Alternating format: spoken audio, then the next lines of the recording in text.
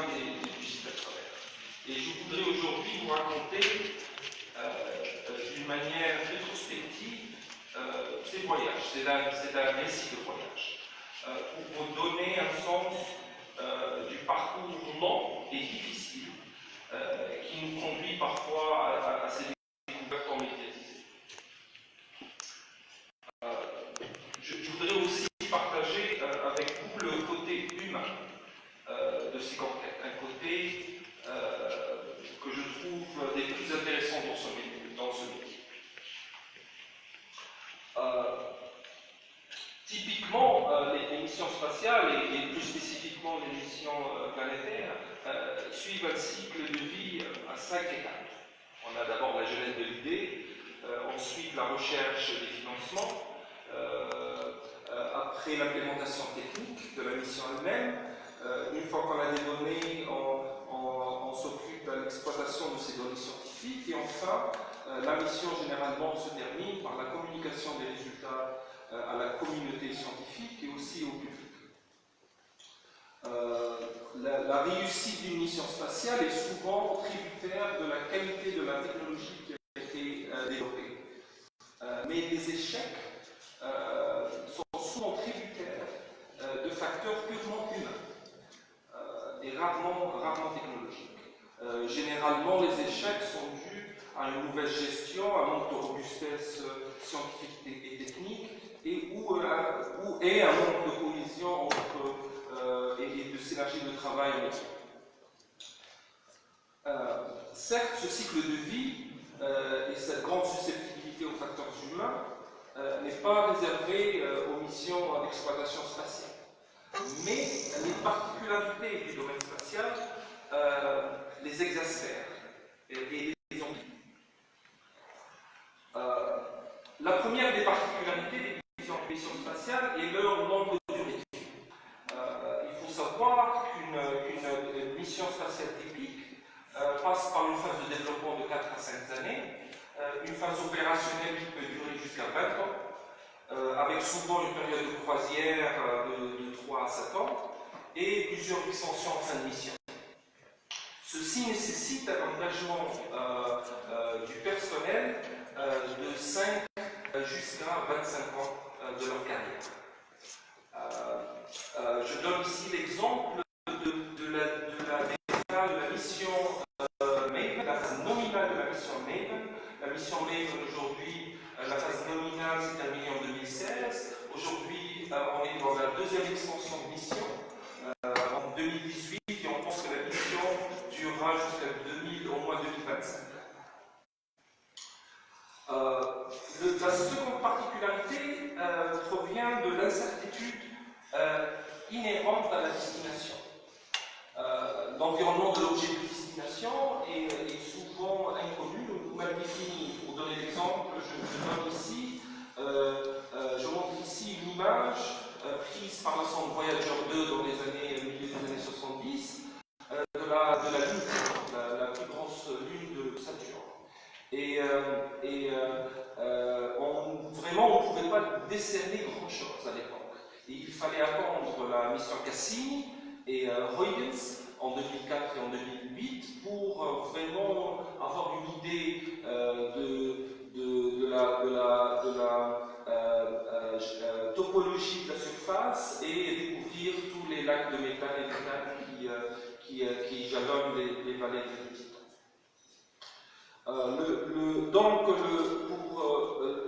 Pour pouvoir travailler sur une mission spatiale, les acteurs doivent avoir une ouverture d'esprit et un détachement de tout préconcept.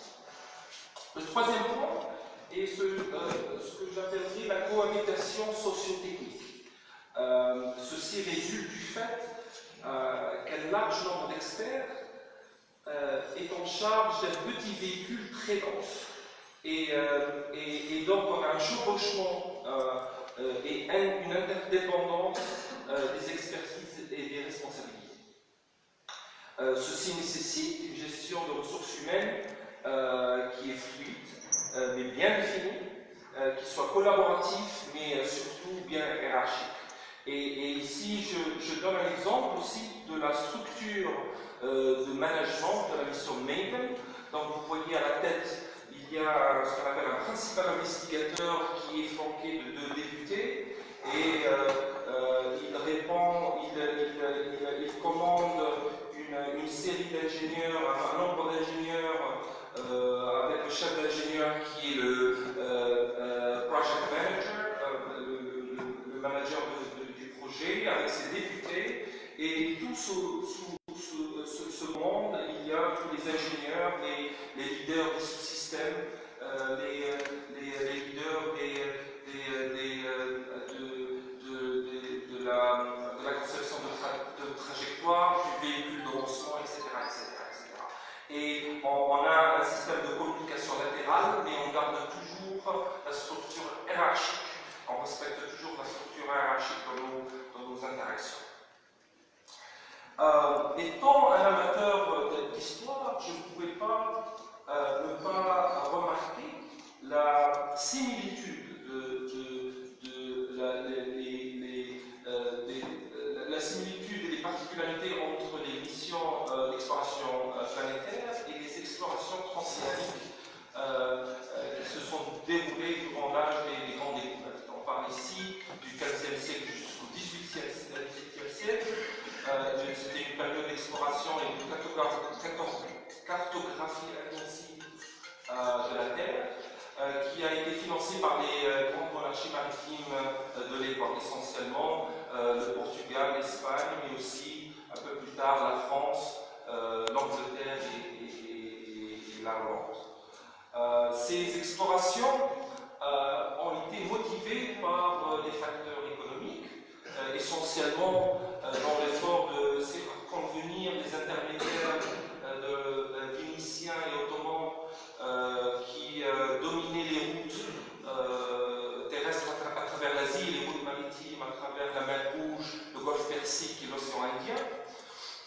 Ensuite aussi, il y avait des facteurs scientifiques et culturels qui se résument dans l'intérêt des populations post-Moyen-Âge en humanisme et le développement d'une curiosité intellectuelle et aux sciences naturelles qui est plus populaire.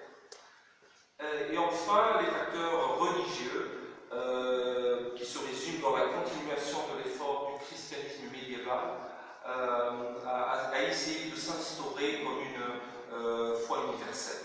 Cette poussée religieuse a été financée et bénie par le pontificat. Et pour faire le parallèle, j'ai choisi 3 missions clés, 3 missions d'exploration clés. La première a été la traversée de l'Atlantique par Christophe Colomb. La seconde était la première circumnavigation par Ferdinand Magellan. Et la troisième, qui venait un peu plus tard, au XVIIIe siècle, a été la découverte du continent australien par James Cook. Et le parallèle entre ces missions d'exploration et d'exploration planétaire se résume vraiment essentiellement ou se cristallise en 4 points.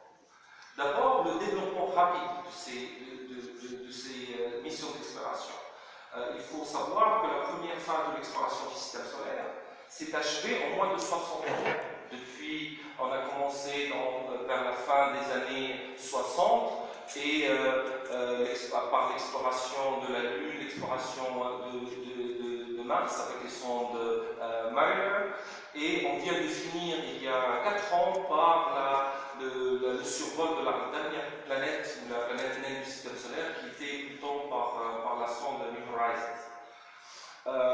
De la même manière, la découverte de tous les continents s'est faite en 200 ans, ce qui est une durée relativement courte par rapport au temps qu'a pris l'humanité pour découvrir juste le continent, les confins du continent européen et africain.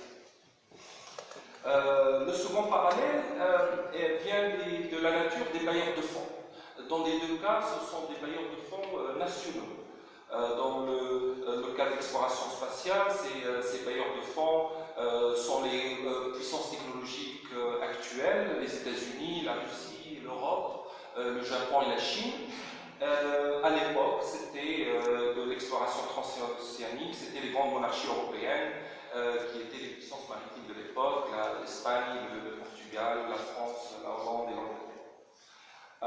Le troisième point de parallélisme était les nouvelles technologies habilitantes qui ont permis ces explorations.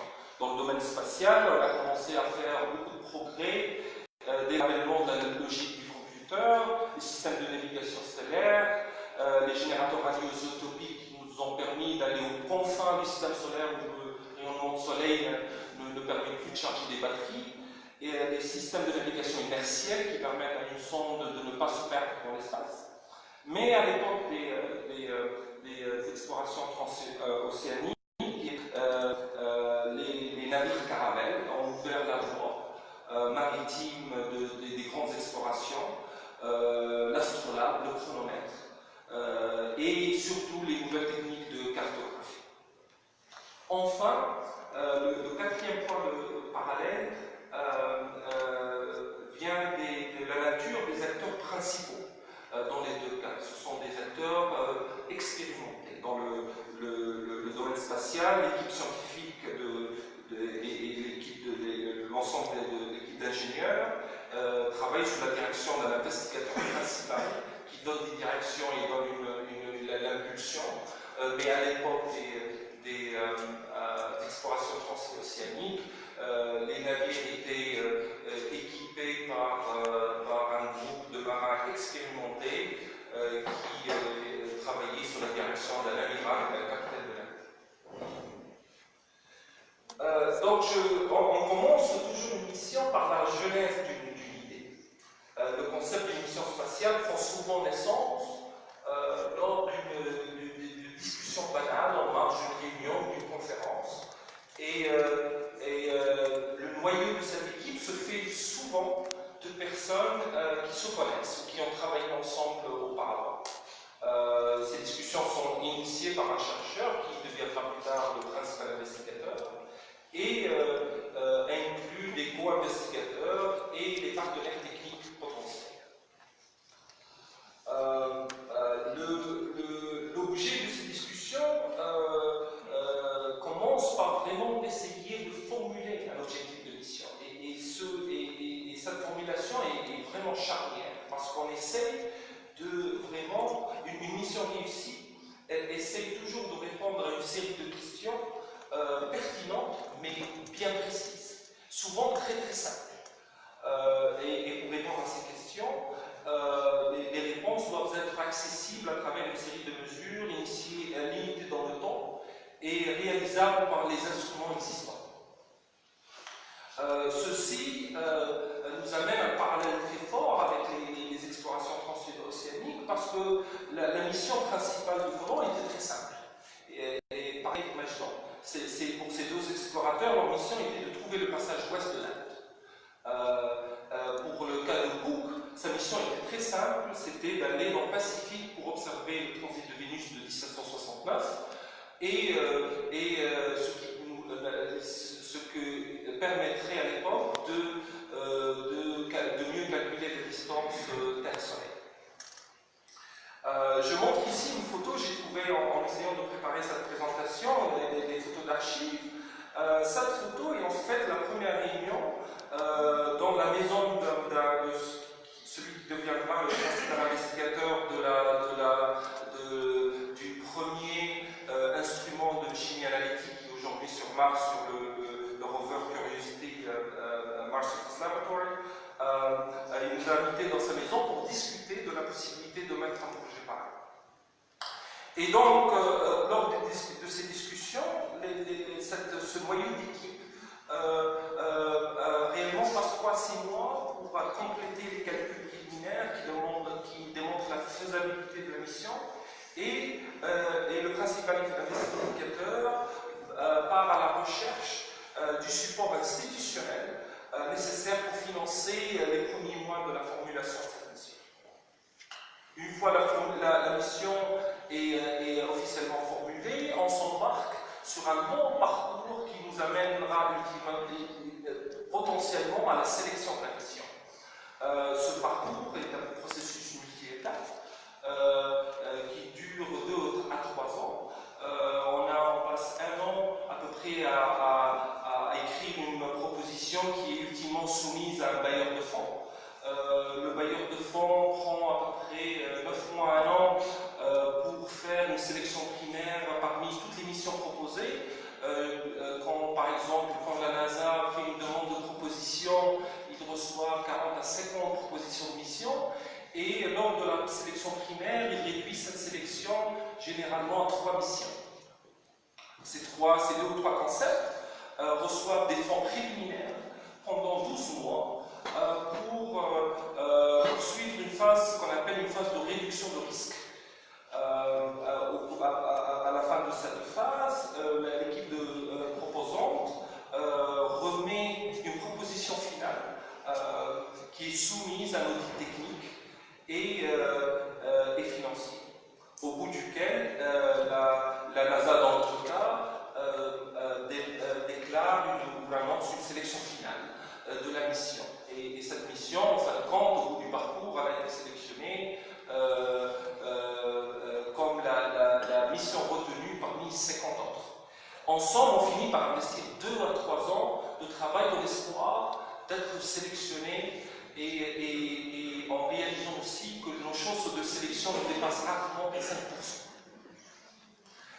Une mission typique a besoin des fois de 2 cycles de compétition. Donc on parle ici de 3 à 6 ans d'investissement personnel.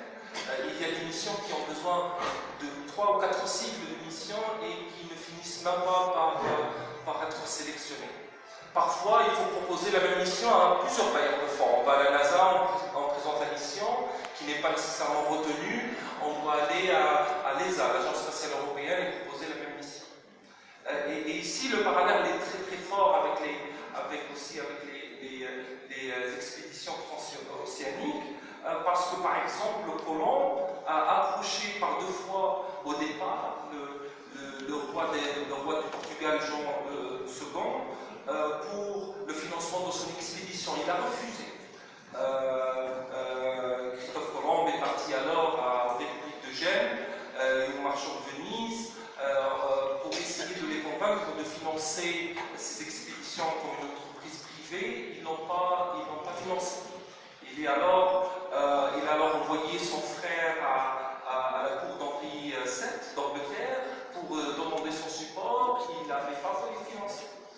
Et il a fini par traîner derrière la cour des monarques d'Espagne à l'époque de la conquête de l'Andalousie, en essayant pendant 2 ans de faire du lobbying, qui a fini ultimement par aboutir et commencer. Isabelle la catholique a fini par financer ces expéditions vers le Nouveau Monde.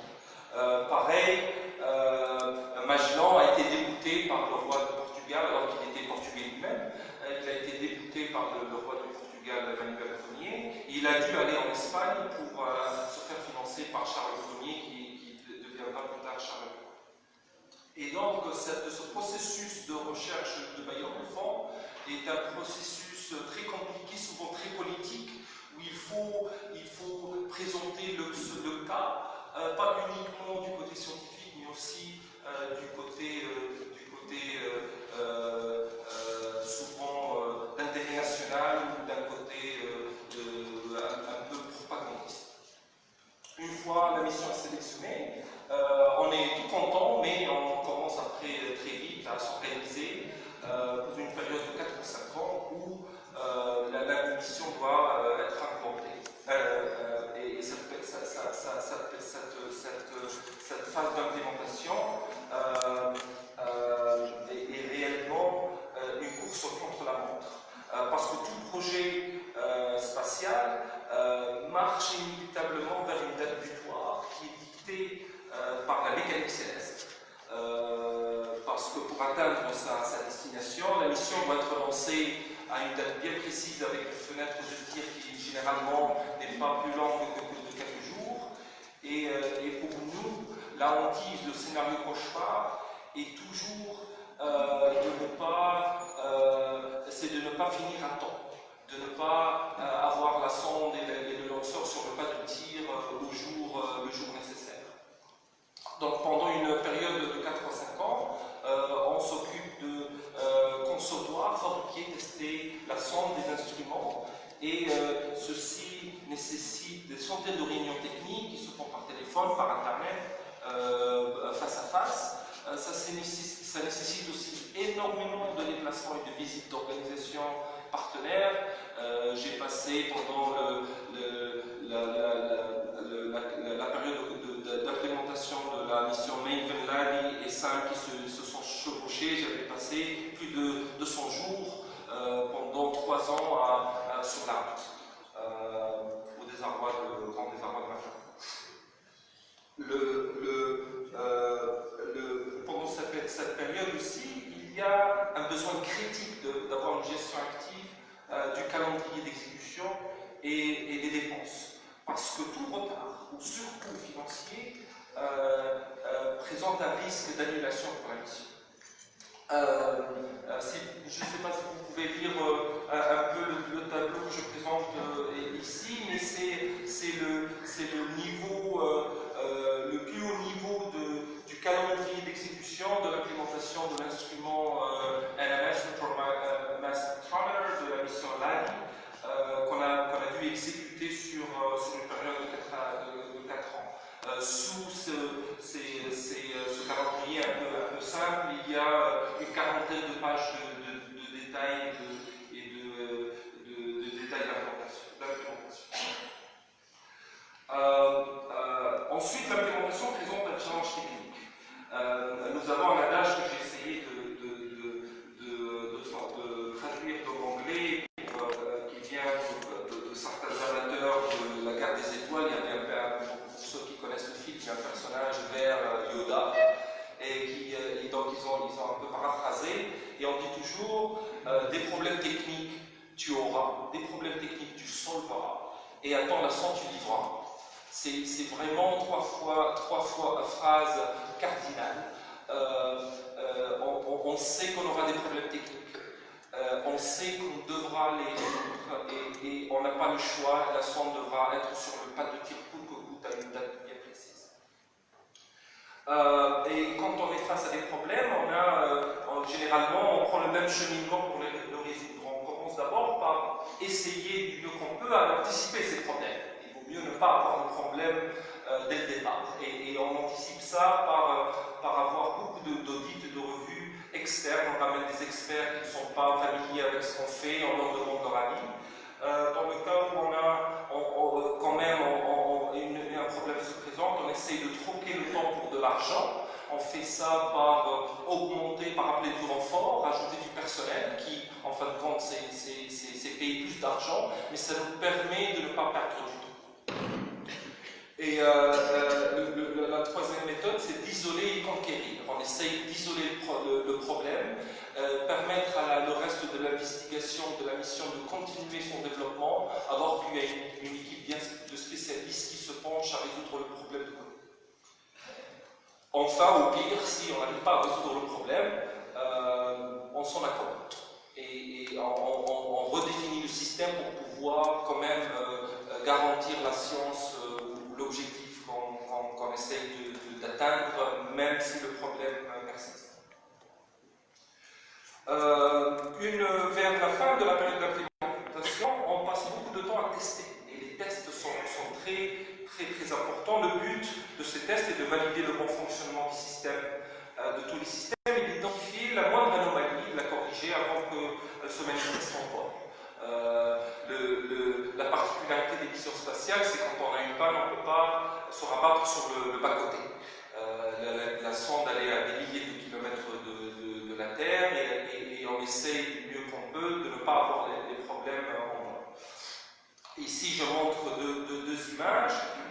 Celle du haut, c'est une image qui a été prise par Amassal, le rover lui-même qui est aujourd'hui sur Mars. Quand on faisait des tests du marteau-piqueur qui permet de casser les cailloux et de prendre des échantillons. Et l'image, en fait, vous donne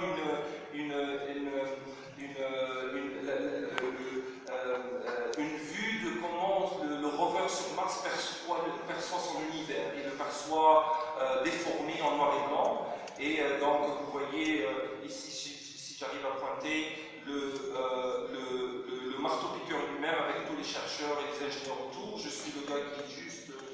là. Donc on avait passé des mois à tester ce système. En bas, je montre le test de vibration de l'instrument SAM. On doit sûrement vérifier que l'instrument ne va pas se partir en morceaux sous les vibrations du lancement. Donc on le met sur une table de vibration et on le vibre à un rythme très soutenu pour vérifier que tout tient ensemble. Ceci, pareil, nous ramène un parallèle très très fort avec les expéditions transocéaniques, parce que toutes les expéditions, par exemple, de Magellan et de Christophe Colomb, n'ont pas réellement commencé d'Espagne. Ils ont commencé des îles Canaries. Et il y avait une raison pour ça. En fait, ils partaient de Cadiz, le sud d'Espagne. Ils utilisaient les 2 semaines de navigation de l'Espagne aux îles Canaries ou parfois aux Açores par mer calme pour tester le navire et tester l'équipage. C'était leur période de test avant de s'embarquer en orbite. Donc on fait en fait la même chose avec l'organisation spatiale. Enfin, les dernières années de développement est souvent l'année la plus critique. Elle est la plus critique pour plusieurs raisons. La première, c'est que le véhicule et les instruments sont dans leur configuration la plus complexe et donc dans leur état le plus fragile, le plus vulnérable. Toute erreur peut avoir une conséquence dévastatrice. La seconde raison est que les marges de temps et de financement sont plus bas. On est très proche de la date de lancement, on n'a plus beaucoup de marge dans le calendrier, on n'a plus beaucoup de marge dans les financements, on est à la limite du budget. Et la troisième vulnérabilité vient du fait que le personnel est à sa limite de productivité. Tous les ingénieurs et les chercheurs ont passé 3 à 4 ans dans un environnement très stressant, ils sont déjà fatigués, très stressés, et donc on est amené souvent des fois à pousser le personnel à prendre des vacances forcées pour ne pas tomber dans l'erreur. La vulnérabilité de la mission, je l'ai vécue. MSL, par exemple, le Mars Science Laboratory a été décalé 2 ans à 6 mois du lancement. On a dû prendre un retard de 2 ans à cause d'un problème technique dans le véhicule lui-même, qu'on a découvert dans les derniers 6 mois. La mission Rosetta, une de mes premières missions, a été décalée d'1 an, à 1 mois du lancement, parce qu'il y avait un problème sur le lanceur Ariane 5. La Rosetta devait être lancée sur une fusée Ariane 5 nouveau modèle, ce qu'on appelle Ariane 5 lourd, et la même fusée le premier prototype a été lancé avec un satellite commercial, elle a explosé.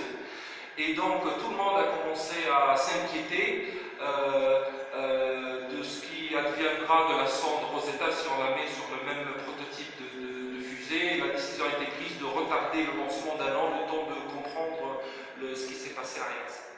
Et enfin, notre exemple, celui de Maven, c'est un autre type de problème, d'un problème d'ordre plutôt politique. La mission a failli être décalée de 2 ans. On était sur le pas de tir, on était à 3 semaines du lancement, et comme en Tunisie, les États-Unis doivent passer un budget chaque année, un budget d'État. Les États-Unis leur budget ne commence pas le 1er janvier, il commence le 1er octobre. La sonde Maven devait être lancée vers le 20 novembre, et la politique n'avait pas bien fonctionné, même aux États-Unis, ils ont leurs problèmes. Ils n'avaient pas passé un budget au 30 septembre. Et donc, quand on ne passe pas un budget d'État, l'État ferme.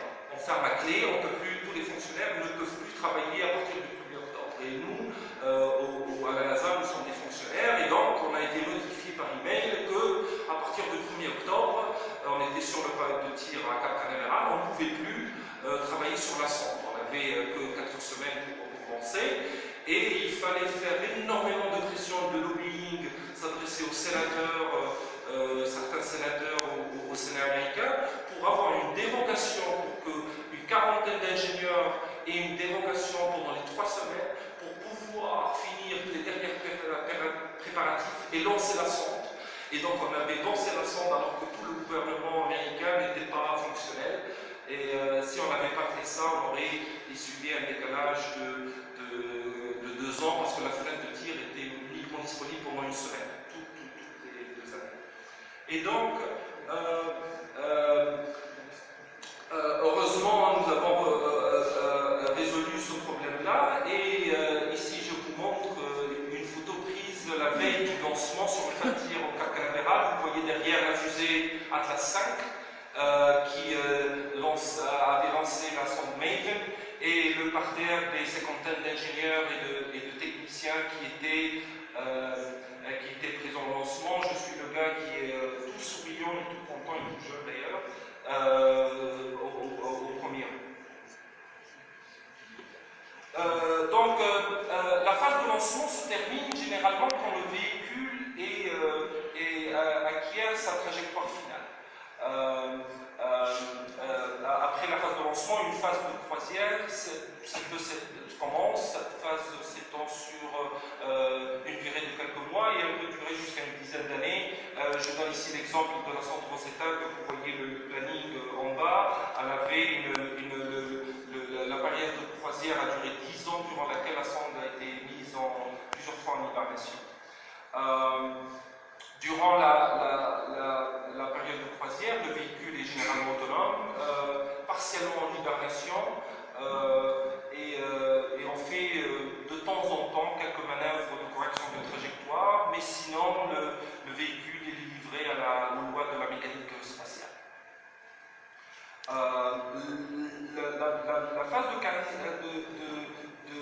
croisière est une phase aussi très importante parce que c'est la période durant laquelle la taille de l'équipe technique se réduit progressivement.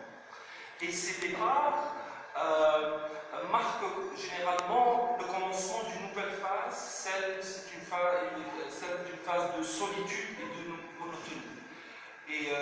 Et ces phases se retrouvent aussi dans les récits des explorations transocéaniques. Dans les journaux d'expédition de Colomb, Magellan et de Cook, on trouve toujours des récits de monotonie, des récits de lassitude pendant ces longues semaines de traversée de l'océan.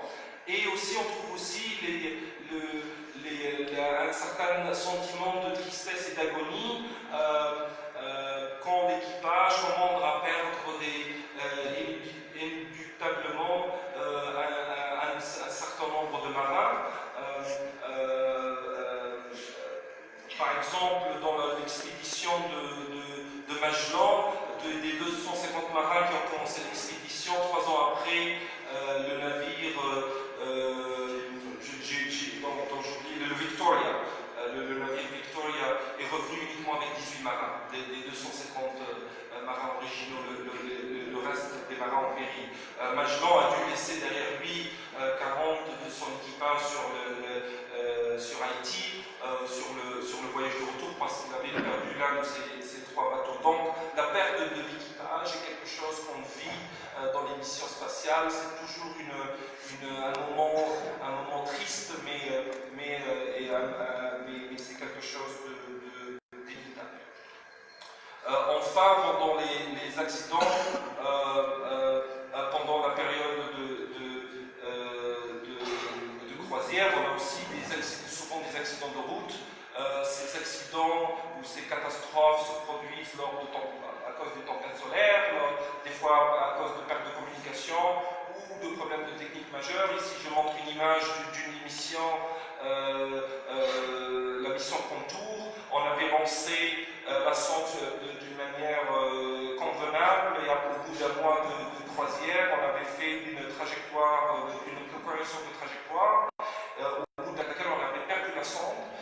Et on a perdu le contact de la sonde, et en regardant des images des étoiles, on a réalisé que la sonde s'est brisée en 4 morceaux, et en fait elle a explosé dans la mer, et la mission s'est terminée tragiquement. La fin de la période de croisière signale l'arrivée de la sonde à l'endroit de l'objet de destination. C'est un moment d'excitation très très fort.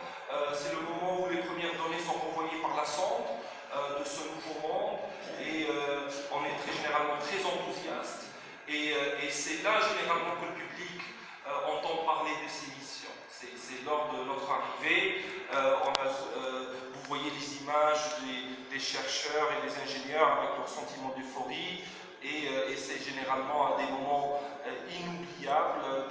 C'est des moments qui présentent un mélange d'enchantement, de soulagement et même un peu de panique parce que maintenant il faudra dépouiller toutes les données et expliquer ce qu'on voit de cette petite parcelle d'univers. Et là, je montre des images lors de l'arrivée de la salle de contrôle où j'étais présent lors de l'arrivée de la sonde MSL quand elle atterrit sur Mars.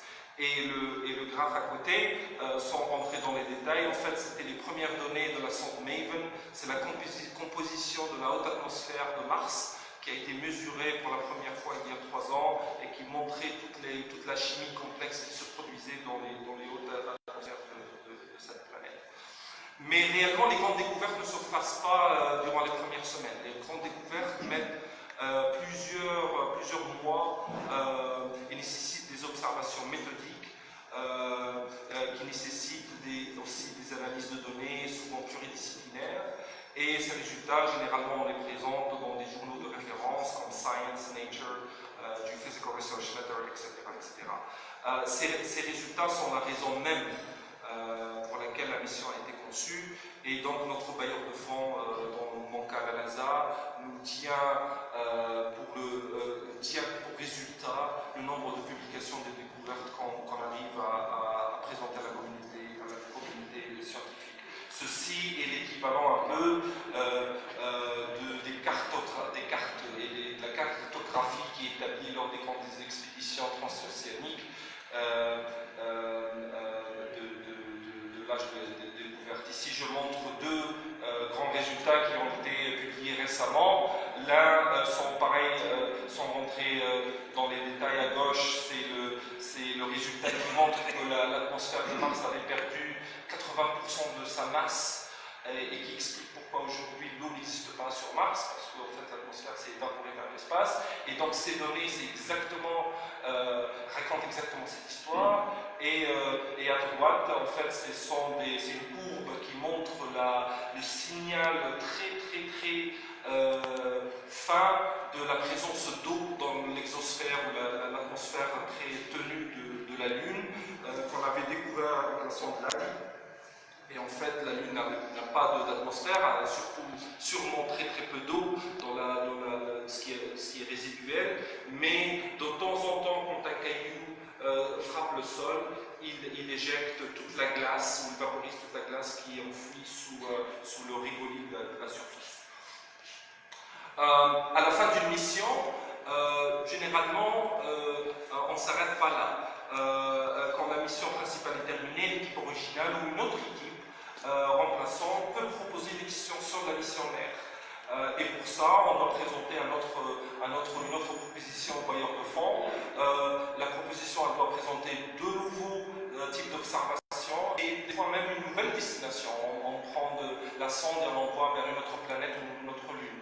Et là, je montre des résultats aussi très récents qui viennent de la phase d'extension de la mission MAVEN. MAVEN, c'est une mission qui a été conçue pour étudier les hautes atmosphères et l'ionosphère de Mars.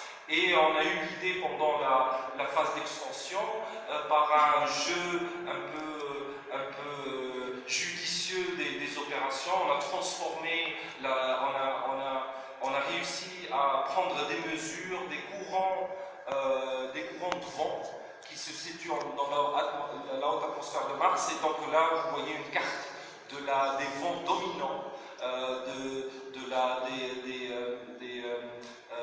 haute atmosphère de Mars. Ce concept d'extension existait aussi durant les expéditions transocéaniques.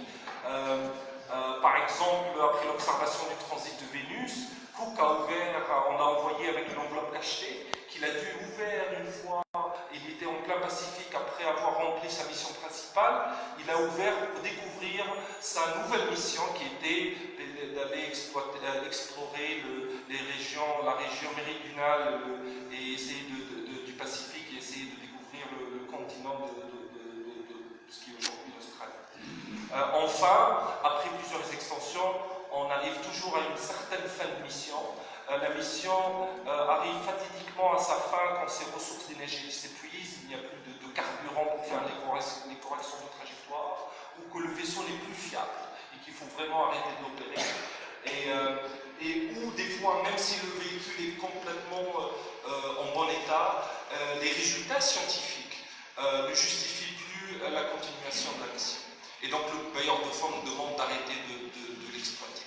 Et là, je montre deux images. La première à gauche, celle d'une vue d'artiste, comment on a fini, on a disposé de la sonde NEAR qui a orbité pendant 3 ans un astéroïde qui s'appelle Eros. Et quand on savait qu'on n'avait plus beaucoup de carburant, on a gentiment déposé la sonde sur la surface d'Eros pour la postérité. Et on a éteint tout le système en espérant que dans 100 ans, 200 ans, les humains qui exploreront avec des moyens plus sophistiqués le système solaire iront faire de l'archéologie sur Eros pour découvrir ce qu'on avait, leurs ancêtres ont laissé derrière. Et à droite, je montre l'une des dernières images de la sonde Messenger qui s'est écrasée en fin de mission sur la planète Mercure. C'est une image qui a été prise à peine quelques centaines de mètres d'altitude. C'était le dernier signal qui a été envoyé par la sonde. Et donc, à la fin de la mission, on revient sur Terre.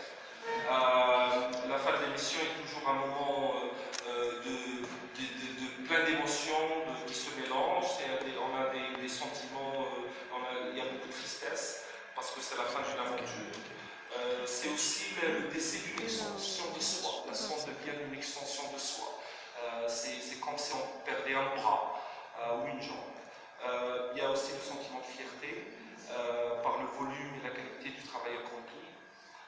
Il y a beaucoup de réflexions, surtout dans les semaines qui suivent, et de rétrospection sur le rôle de chacun dans la réussite de cette mission.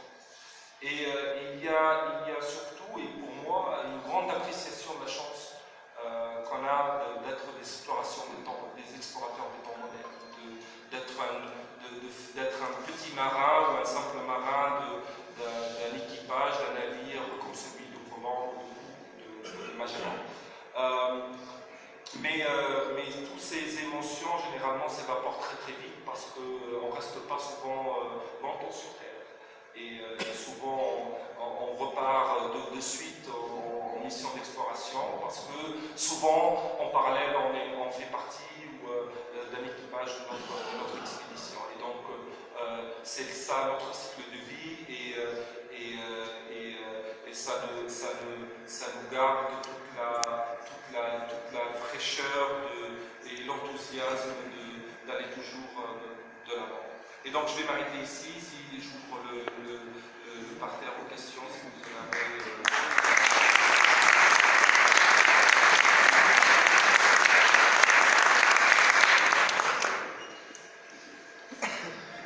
شكرا أستاذ مهدي، أمتعتنا وأفدتنا بما يحف بمغامرة البحث في هذا المجال، مجال الفضاء.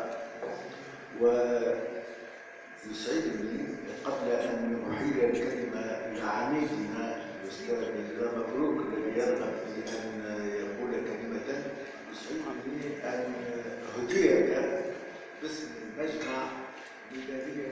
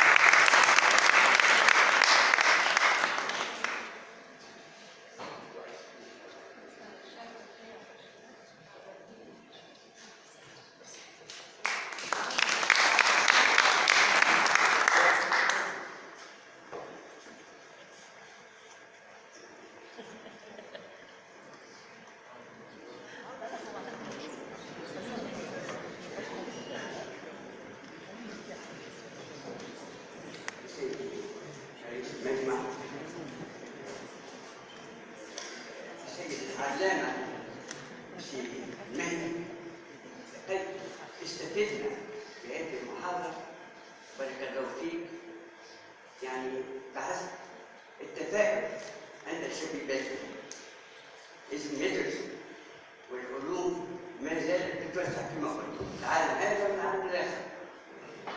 ويعني يعني نحس واحد ressentant, comme vous l'avez senti, cette joie, à votre arrivée, nous la partageons en tant que cliniciens. Merci.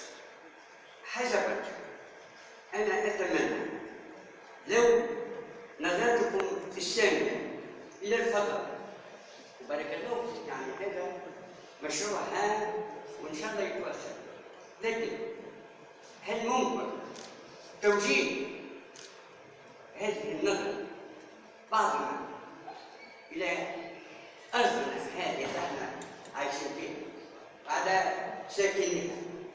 يعني هي ذاتها تحتاج يمكن أكثر من ما سمعنا، يعني أجورا، يعني تحتاج منكم مجهود، وإن شاء الله نتفائل في المستقبل إذا تكون تونس مش عايشة في الفضاء، عايشة هنا.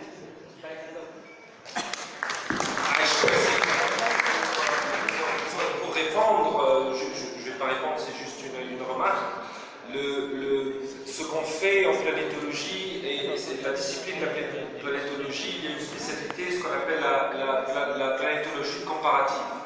La nature, contrairement à la chimie ou certains domaines de la physique, en planétologie, la nature ne nous permet pas de faire de l'expérimentation. Et donc on utilise les autres planètes comme des laboratoires qui nous expliquent en fin de compte, qui nous permettent de comprendre ce qui se passe sur Terre. En comprenant pourquoi Mars a perdu son atmosphère, on comprend ce qui adviendra de la Terre. Éventuellement, la Terre perdra son atmosphère. En comprenant pourquoi le Vénus a une température aussi élevée dans l'atmosphère, on comprend aujourd'hui la mécanique de l'effet de serre qui opère sur Terre. Et donc, en partant chercher le savoir ailleurs, en fait, ce n'est pas une quête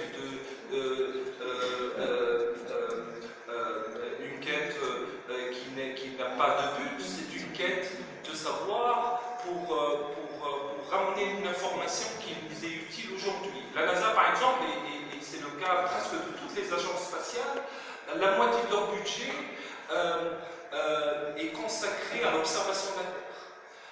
Pour chaque sonde qui est envoyée vers Mars ou vers Pluton ou vers une autre planète du système solaire, la sonde envoie 5 sondes en orbite autour de la Terre pour regarder l'érosion des sols, pour essayer de gérer les ressources en eau, pour comprendre les phénomènes de désertification, etc., etc. Et donc le spatial n'est pas uniquement une quête utopique ou une quête un peu romantique. Le spatial est aussi une quête de survie. Notre survie comme humain, la survie de l'humanité, passera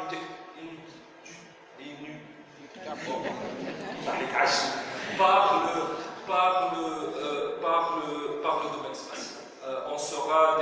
On est né sur Terre, mais on travaillera dans une vingtaine d'années, une trentaine d'années, pas uniquement les Américains, mais les Tunisiens et tous les peuples du monde, on travaillera dans l'espace et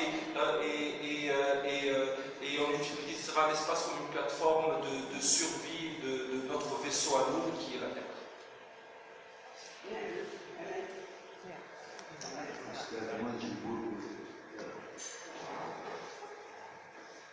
Merci Cyril de tout ce que vous avez dit, donc on a appris énormément.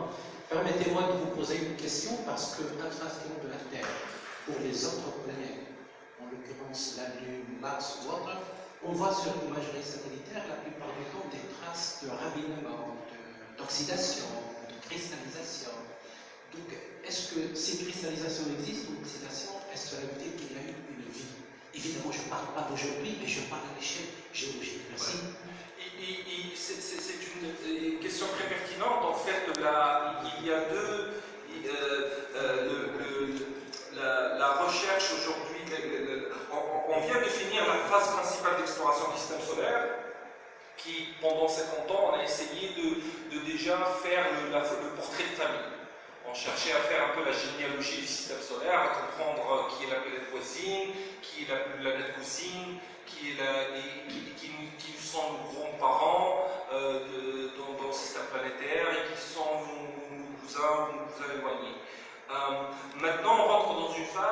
recherche de vie, de recherche du semblable, de comprendre pourquoi la Terre est, en fin de compte, paraît être la seule planète du système solaire où la vie a pu prendre naissance et se développer. Et donc, en regardant sur notre planète, on essaie toujours de faire la différence entre ce qui est une signature de vie de ce qui est une signature d'un processus géologique normal. Et donc, 99% de ce qu'on voit dans les images des sondes spatiales, que ce soit de Mars ou de la Lune, de Mercure d'ailleurs, sont des traces de phénomènes géologiques qu'on comprend très bien qui se produisent sur Terre. La signature de vie présente et sûrement probablement passée est beaucoup plus compliquée à détecter. La vie est très subtile. Elle laisse très peu de traces et les traces sont très compliquées à déchiffrer et ces traces sont faciles à masquer. Par exemple, pour vous donner un exemple, on cherche sur, il y a une mission en formation dans la phase d'implémentation à la NASA qui s'appelle Clipper, qui va partir en 2023 vers l'une des lunes de Jupiter Europe, où on avait découvert des étendues de glace, et on pense que sous ces étendues de glace, c'est un glacier en fait, sous ce glacier il y a un océan d'eau salée, de à peu près 50 km de profondeur. Et quand on parle, l'eau salée est un catalyseur de vie. Il permet aux molécules de réagir plus facilement. Et donc, les instruments qu'on essaie de fabriquer pour ça sont des instruments qui vont aller chercher des traces d'ADN, des traces de molécules organiques très complexes ou des traces de métal, par exemple, parce qu'on sait que la vie, telle qu'on la connaît sur Terre, a produit du méthane. Tout le méthane qui est dans l'atmosphère de la Terre est produit par des vaches sur Terre. Et donc, le méthane a une durée de vie dans l'atmosphère qui est très très courte, ne persiste pas. Donc si on va sur Europe et on trouve des traces de méthane, c'est qu'il y a un processus contemporain qui est en train de produire ce méthane. Et généralement, c'est des bactéries, c'est une forme de vie. Et donc, il y a toujours cette quête d'essayer de concevoir des instruments qui peuvent faire la différence entre ce qui est géologique, qui se produit partout dans l'univers probablement, et de ce qui est plus rare et qui a relation avec nous. Ma question est liée à la précédente. Je suis là. Oui, c'est que votre domaine, qui est donc l'exploration de l'espace, a beaucoup nourri l'imaginaire et la création littéraire et cinématographique. Et ça a été un vecteur, parce que nous sommes dans une académie qui sommes aussi préoccupés du littéraire. Et je vous félicite d'avoir d'ailleurs pris l'aspect humain de cette recherche et d'avoir comparé avec les explorateurs transocéaniques, ce qui nous a brusquement décomplexé du côté scientifique incompréhensible qui est souvent pour nous, et vous avez très pédagogiquement remis ça à l'échelle humaine. La question, c'est, comme nous avons beaucoup rêvé et que cet imaginaire a créé beaucoup d'œuvres, de l'œuvre de Wells, ou même en Amérique, la Ray Bradbury, il a même fait les chroniques martiennes. Est-ce que chaque fois que nous avons des résultats de nos explorations, nous avons un sentiment de déception et de solitude? Parce qu'on se dit, tiens, finalement, il n'y a pas de martiens. Alors pendant des années, des livres et des livres sur le fait que les martiens vont soit les envahir, soit... Et puis, il n'y a pas de vénusiens. Donc ma question est simple. Est-ce qu'il y a quand même, elle est liée à la précédente, un espoir que peut-être dans le système solaire, avant que vous ayez épuisé cette... ou en dehors du système solaire, est-ce qu'il peut y avoir une autre forme de vie qui nous sortira de cette solitude que nous sommes seuls dans l'univers? Merci. La réponse est certainement. L'univers, une galaxie comme la nôtre, elle contient à peu près 150 milliards d'étoiles. On en connaît une centaine de milliers de galaxies comme la nôtre. Donc on parle de milliards et de milliards d'étoiles, avec éventuellement des systèmes solaires comme les nôtres. Il n'y a rien qui fait que la vie ou la forme de vie que nous nous connaissons soit unique. On n'est pas unique, on n'est sûrement pas unique. La question est que, vu l'échelle de l'univers, est-ce qu'on arrivera un jour à rentrer en contact avec une forme de vie qui est assez évoluée pour pouvoir communiquer et si on rentre en communication avec eux, est-ce qu'on arrivera à les comprendre?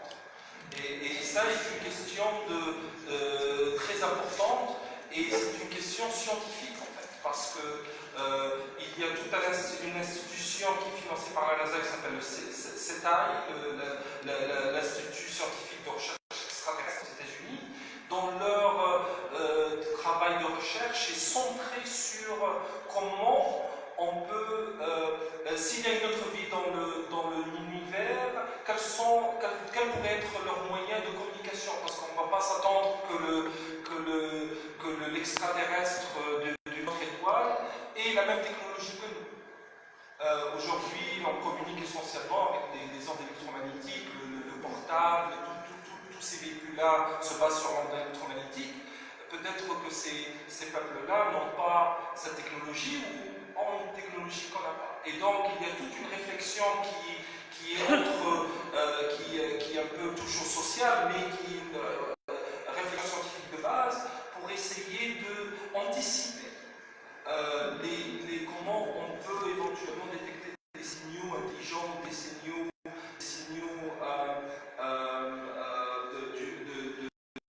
de vie ailleurs. Mais le tout part de la base qu'on est sûr qu'il y a une vie.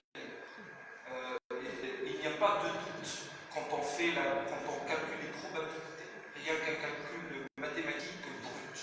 La probabilité qu'il y ait une vie ailleurs qui soit semblable à la nôtre et la probabilité est très très haute. Le problème c'est d'avoir la probabilité que cette vie soit accessible à elle, comme je le dis avec. En parlant un peu de cinématographie, tous les institutions, tous les grands bailleurs de fonds, que ce soit les NASA ou la NASA dans notre cas, nous imposent dans notre projet, dans notre budget de projet de mission, on réserve toujours 2% du projet à on appelle le public outreach, la vulgarisation des résultats scientifiques de la mission. Parce qu'on utilise l'argent du contribuable. Le contribuable n'est pas censé être un scientifique, et donc on a le devoir de inspirer ses enfants pour continuer cette recherche-là. Et donc, 2 à 5% du budget vont automatiquement dans chaque mission à faire des petits films, à faire des petites brochures. Ça fait partie de mon travail d'aller dans les écoles. C'est quelque chose que je dois noter dans mon rapport annuel, combien d'écoles j'ai dû visiter pour essayer d'inspirer les jeunes avec des moyens didactiques, des moyens audiovisuels pour poursuivre le type de carrière que je fais.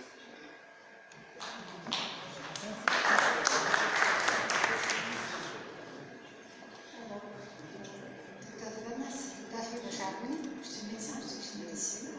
Je veux d'abord vous remercier pour la réponse que vous venez de donner à notre cher ami Philippe Brody pour l'existence effective d'autres êtres vivants sur cet univers. Je voudrais également vous remercier pour cette très belle présentation technique de votre travail. Et je voudrais, par contre, interroger maintenant à la fois votre facteur humain que Feu de Alain a pu implanter en vous, et pour répondre à la deuxième partie du titre de votre conférence sur la quête de soi.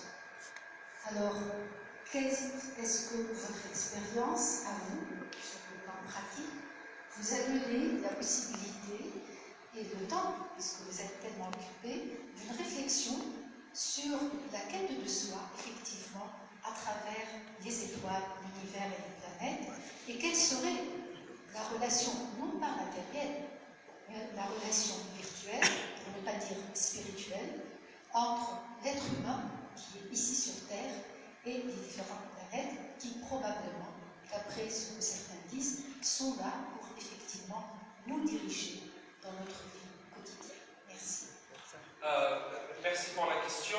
Pour ce qui est de ma quête personnelle, sûrement, au bout de ces quelques années où j'ai pu exercer mon métier à travers toutes ces missions d'expédition, j'ai acquéri une certaine, j'aime pas le mot, mais une certaine sagesse à au moins essayer de comprendre ce qui est important dans mon métier. Au début, ce qui était important pour moi était le côté technique, le côté scientifique, le côté de pouvoir répondre à une question.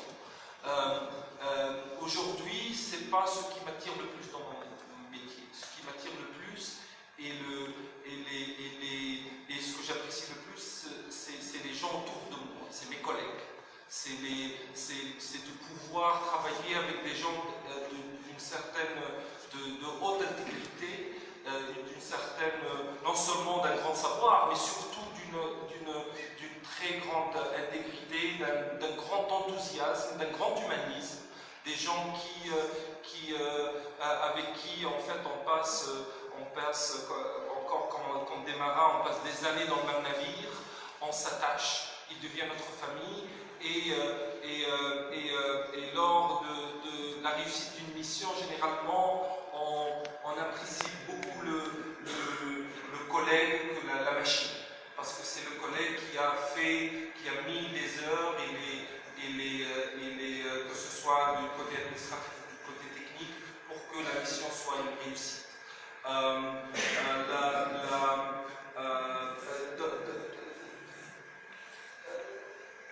La deuxième question est, je pense, ce que les planètes peuvent nous enseigner.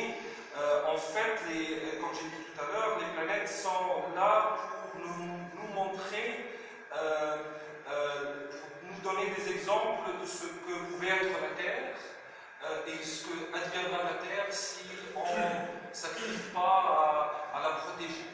On a plein d'exemples, on a Mars qui a perdu son atmosphère et à cause de la perte de son champ magnétique, et donc on ne peut pas ne pas se sentir chanceux que la Terre ait un champ magnétique. On ne réalise pas que quand on prend une boussole et que la boussole pointe le nord, que ce champ magnétique, on doit notre survie.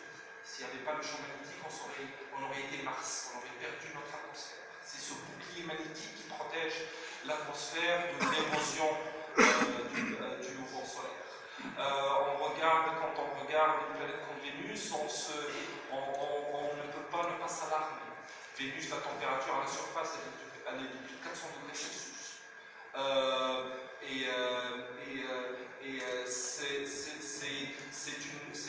C'est une planète qui est en dérèglement complet parce que son atmosphère contient des gaz d'effet de serre. Et donc quand on regarde aujourd'hui que la température moyenne dans l'atmosphère a augmenté de 1 degré, de 2 degrés pendant les 25 dernières années, on se demande si on n'est pas en train de marcher à grands pas vers la même destination. Et donc les chercheurs, les planétologues, ce sont eux qui vont frapper aux portes des politiciens et des décideurs pour leur dire faites attention. On a les preuves qu'on est sur la mauvaise voie. Ce que les planètes nous apprennent aussi est que la Terre est le seul endroit habitable qu'on a sur Terre. Et que si on ne peut plus habiter sur Terre, on habitera dans des constructions artificielles en plein espace. Il n'y a pas une autre planète ou un autre vaisseau pour être vrai pour nous abriter. Et donc il est très très très important de faire attention à nos rivages, à notre environnement. Quand j'étais gamin ou quand j'étais adolescent et un peu plus tard, je passais énormément de temps à regarder en haut. Aujourd'hui, je passe beaucoup de temps à regarder en bas. Parce que j'apprécie énormément ce qu'on a en bas à travers tous les résultats qu'on reçoit en regardant en haut. Merci beaucoup, Mahdi, de cette belle conférence qui est une véritable invitation au voyage en réalité. Alors, concernant les voyages, vous avez essentiellement axé, très heureusement d'ailleurs, sur un parallèle avec les voyages du XVe et du XVIIIe siècle. En réalité, il manque quelque chose dans l'historienne qui réagit. C'est un discours de la Renaissance, ce que vous avez là, et c'est un discours qui évacue l'héritage arabe de la navigation. Les Portugais ne seraient jamais allés dans l'océan Indien sans l'expérience arabe, vous le savez, et par conséquent, il y a à la fois l'expérience arabe pour expliquer, et les Arabes ont donné un nom bizarre au Japon, qui quand même sont allés au moins jusqu'en Chine, sinon plus loin, et ils ont le portuaire. Bon. Mais d'autre part, il y a un grand explorateur chinois qui a fait l'inverse et qui est allé jusqu'au Yémen. Et ce sont les Chinois qui ont décidé d'arrêter, mais ils étaient aussi dans la même expérience, en même temps que les voyageurs occidentaux. Ça, c'est juste pour compléter, si tu veux, ce que tu as dit sur les voyages européens. Cependant, ce qui est intéressant, vous l'avez dit, c'est comment on continue pour pouvoir alimenter les sponsors et les pousser toujours à financer ces expériences, c'est la vulgarisation. Et ce qui est intéressant dans la vulgarisation, c'est qu'on parle déjà de voyages dans l'espace. Il y a des gens qui, très riches bien entendu, auraient déjà engagé des frais dans l'idée d'aller là-bas. Et puis cette année, dans le journal Le Monde, il y a eu une série d'articles sur la Lune. Vous savez qu'il y a eu beaucoup de choses là-dessus. Et on a parlé des différentes couleurs de la Lune. Alors c'est la question que je voudrais te poser. Est-ce que tu peux nous expliquer ce phénomène très particulier de la Lune rouge, de la Lune bleue, etc. Et merci encore pour ce très beau parallélisme que tu as fait entre les voyages de l'histoire et les voyages dans l'espace. Merci pour la réflexion. Pour revenir à ce parallèle entre les explorations spatiales et les voyages transocéaniques européens, vous avez parfaitement raison. Les grands explorateurs que j'avais cités, Colomb, Magellan ou Cook, n'auraient pas pu faire leur mission, réussir leur mission d'exploration s'il n'y avait pas les précédents arabes et autres et asiatiques qui avaient déjà démontré que ces voyages étaient possibles. D'ailleurs, je pense, je ne suis pas sûr de l'équipage de Colomb, mais Magellan avait des navigateurs arabes sur ces navires parce qu'ils connaissaient les courants de la mer Indienne et un peu de ce qu'on connaissait du Pacifique Ouest. Donc il les a emmenés avec eux, mais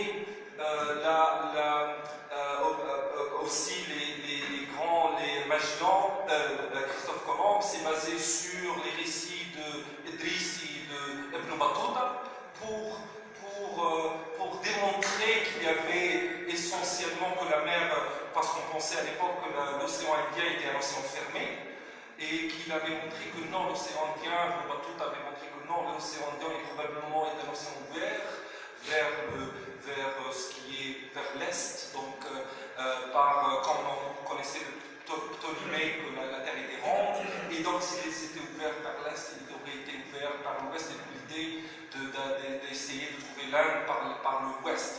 Et donc il y a la raison pour laquelle je n'ai pas cité ces explorateurs, et que il y a une part de ces explorations, par exemple de Idriss et de Battuta, et d'autres, Marco Polo et d'autres, ce sont de grands voyages d'exploration terrestre. Et il y a une particularité pour les voyages transoceaniques, c'est l'isolation. C'est d'être en mer. Magellan, après d'avoir passé le détroit de Magellan, qui porte son nom aujourd'hui, a passé plus de 100 jours en plein mer, sans voir de terre. Et il y a une pression psychologique énorme quand on passe 3 mois, ou plus de 3 mois en plein mer, à ne pas voir de terre, à ne pas voir une autre personne, une autre civilisation, ou à l'espoir de en fait, toucher à une destination. Parce qu'on est perdu en fait, on se pense des fois perdu.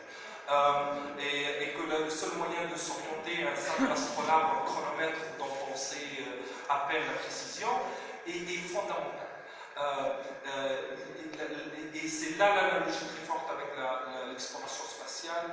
On est perdu dans l'espace pendant des mois. Et quand la caméra d'une sonde, on voit tous les jours des images, on a les caméras d'orientation, on appelle des caméras stellaires, des images du ciel, il n'y a que des étoiles, il n'y a pas de planète, il n'y a rien. Il n'y a pas de. On se sent perdu.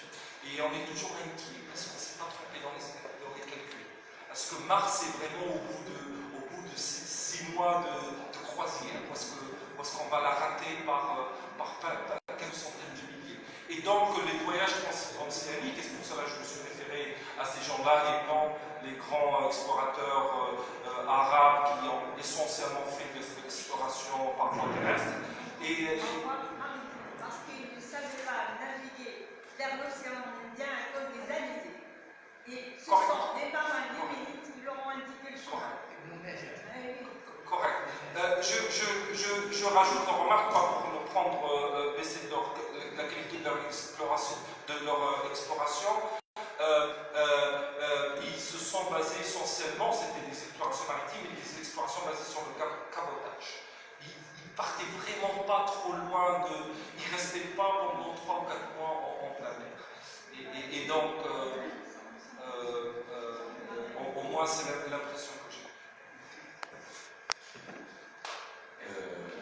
Merci pour cette occasion de communiquer, de discuter avec l'un de nos anciens élèves. Donc, Sylvain est diplômé de l'université tunisienne, donc il y a moins de 20 ans, et fier de l'être.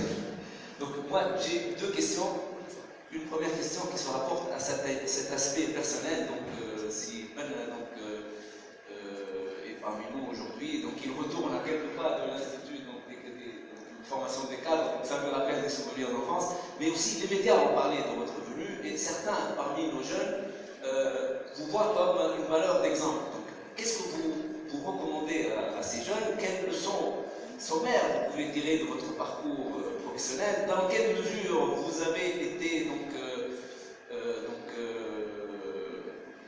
visionnaire dans votre carrière et puis dans votre projet de vie? Comment vous voyez-vous dans 10 ans? Qu'est-ce que vous recommandez aux jeunes? Donc tout cet aspect, donc, vous êtes libre de sortir un joker parce que c'est personnel, mais vous êtes une personne publique, donc c'est pour ça que je me permets de vous poser cette première question.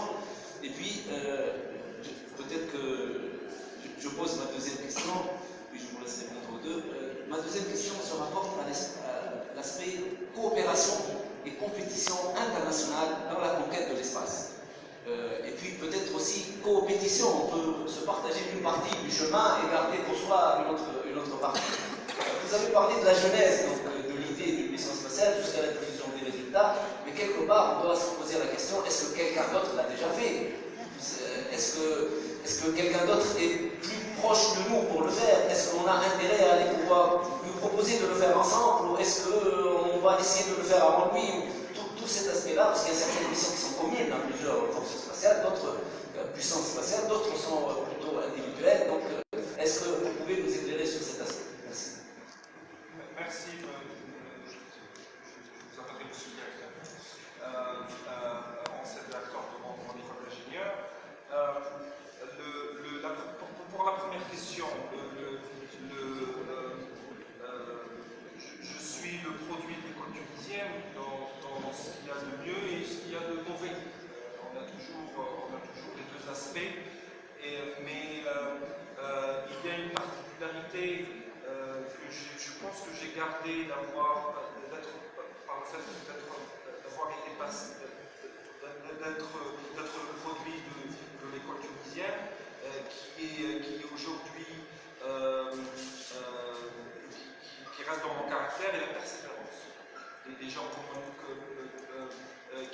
savent que je ne lâche jamais.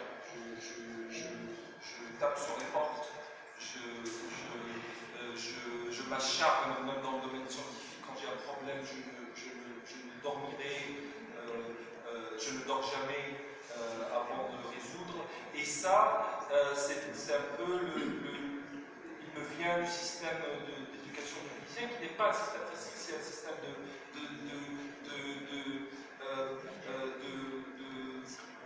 où quand j'étais étudiant, il fallait vraiment faire beaucoup de travail pour retrouver des stages, même il n'y a pas la facilité qu'un autre collègue à moi de MIT a, même si ce n'est pas une question uniquement de moyens, c'est une question aussi d'environnement, l'environnement d'éducation de Monsieur le Président. Hier, on a eu une petite discussion hier à propos de ça, avec Monsieur le Président Chafi, que je suis le produit d'un système qui n'existe plus, le système de l'école technique. Alors, moto. À la ligne contre. Et donc mes parents disaient que vraiment je n'allais sûrement pas être médecin ou mathématicien et que bon, il fallait apprendre un métier. Donc on m'envoie à l'école, à la filière maths technique, qui était une filière orientée vers le côté professionnel. On reçoit en 6e année un brevet de tourneur ou de fraiseur au cas où on puisse aller faire un métier à côté. Et je me suis rendu compte que la partie que j'ai dans le métier est d'avoir ça. Je suis ingénieur dans la salle des usinages, on fabrique les pièces, c'est pas avec le langage c'était aujourd'hui, j'avais 15 ans au lycée. J'avais fait 250 heures de frisage et 250 heures de tournage. Je ne me demandais pas d'utiliser aujourd'hui, mais je comprends les principes et les besoins. Et ces techniciens apprécient énormément que j'ai le